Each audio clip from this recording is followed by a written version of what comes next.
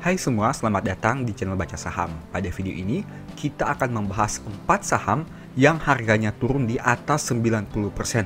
Wah, sangat luar biasa sekali. Padahal, 4 saham ini mencetak laba untuk data terakhirnya.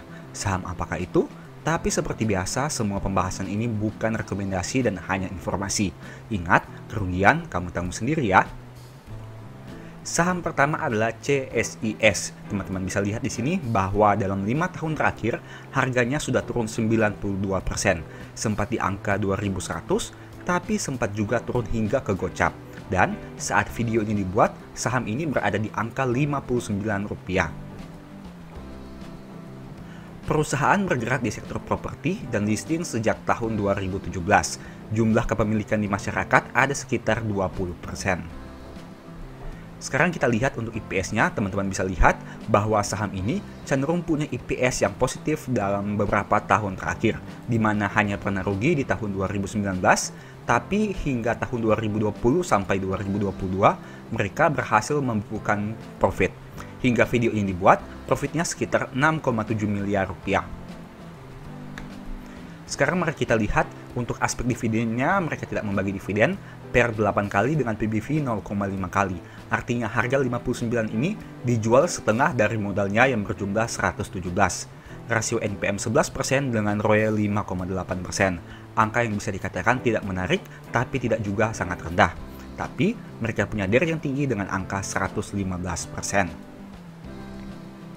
Sekarang mari kita lihat kinerja net profit marginnya. Teman-teman bisa lihat bahwa di tahun 2018 net profit margin saham ini sempat jeblok, tapi kembali bangkit pada tahun-tahun selanjutnya. Sedangkan untuk rasio debt to equity-nya cenderung mengalami peningkatan dalam beberapa tahun terakhir, meskipun debt to equity di tahun 2021 dan 2022 tidak setinggi debt equity di tahun 2020.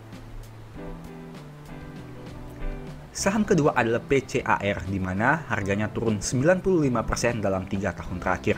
Sempat di 2.500, tapi sempat juga di angka 74. Dan saat video ini dibuat, harga sahamnya berada di angka 75, yang berarti berada di harga terendah 3 tahun terakhir. Perusahaan bergerak di sektor consumer dan listing sejak tahun 2017. Jumlah kepemilikan di masyarakat ada 54%. Hal ini harus diwaspadai mengingat jumlah porsi di masyarakat lebih besar dari pemegang sahamnya. Apalagi ada nama-nama pemegang saham yang teman-teman perlu waspadai pada perusahaan ini. Kita lihat untuk kinerja IPS-nya, perusahaan masih bisa membukukan laba di tahun 2021 dan 2022. Dan saat video ini dibuat, net profitnya 3,7 miliar rupiah. Tapi teman-teman harus ingat, di tahun 2019 dan 2020, perusahaan masih membukukan kerugian.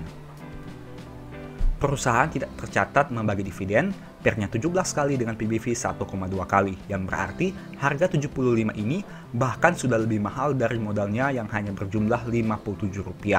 Net profitnya 2% dengan equity 7%, angka yang cukup kecil. Tapi mereka punya rasio DER yang bisa dikatakan rendah dengan angka 61%, meskipun hal itu harus dianalisa lagi.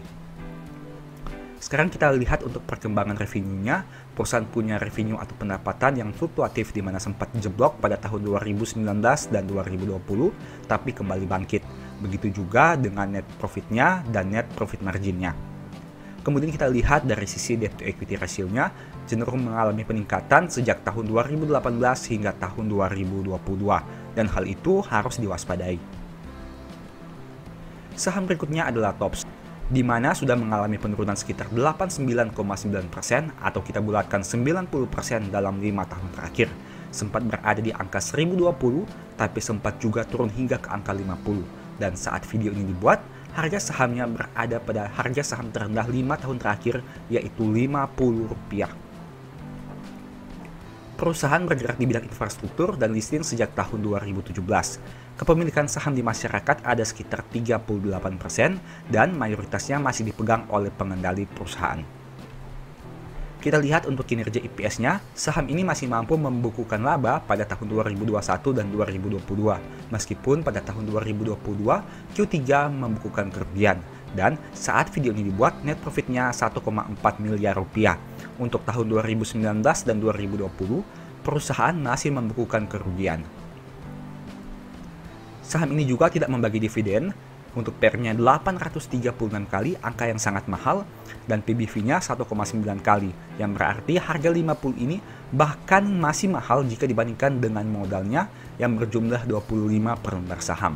Untuk rasio keuangan, NPM dan ROE-nya hanya 0,2% saja, angka yang sangat-sangat kecil, dan DER-nya juga sudah tinggi di angka 177%. Untuk kinerja revenue-nya dalam 5 tahun terakhir cukup mengalami penurunan, di mana revenue pada tahun 2022 belum bisa sebesar tahun 2018, dan hal itu juga berdampak pada net income yang mereka peroleh. Untuk rasio debt to equity-nya juga mengalami peningkatan yang signifikan setidaknya sejak tahun 2020 hingga 2022. Saham berikutnya adalah Force, di mana sudah turun 93%, sempat di angka 990, tapi sempat juga berada di angka 50. Dan saat video ini dibuat, saham ini berada di harga terendahnya yaitu gocap. Untuk revenue atau pendapatannya terus mengalami penurunan dalam beberapa tahun terakhir, begitu juga dengan debt to equity rasionya. Tapi seperti biasa selalu ingat bahwa data ini hanya pada tahun 2020 dan kita tentunya harus butuh validasi data tahun 2021 dan 2022-nya. Nah, sebagai informasi, apabila teman-teman ingin belajar analisa fundamental dengan lebih detail atau bagaimana mempelajari money management, mungkin teman-teman bisa membaca ebook The Stock Market ini. Di sini banyak pembahasan terkait dua hal ini. Untuk detail selengkapnya, silahkan baca pada tampilan berikut.